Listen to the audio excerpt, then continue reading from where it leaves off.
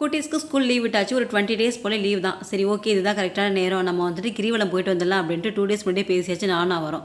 4 hour ஆகும் காரில் போனால் நம்ம பஸ்ஸில் போயிட்டு வந்துடலாம் அப்படின்ட்டு அவ்வளோ பிளான் போட்டு நைட்டு மனுஷன் வந்தது 8 மணிங்க. 8 மணிக்கு கிளம்பி எங்கே போயிட்டு எப்போ வரதுன்னு சொல்லிட்டு எப்பவும் போல் வீட்டில் என்ன அந்த வேலையை பார்க்க ஆரம்பிச்சாச்சு. நெக்ஸ்ட் மந்த் கண்டிப்பாக போயிட்டு வரலாம் அப்படின்னு நான் சொல்லும்போது அவங்க சில லாஜிக்லாம் பேசுவாங்க. அப்படி இப்படி அங்கே தான் போனோம்ல சிவன் நம்மளே பார்க்கலாம் அப்படின்ற மாதிரி நிறைய லாஜிக் பேசுவாங்களா.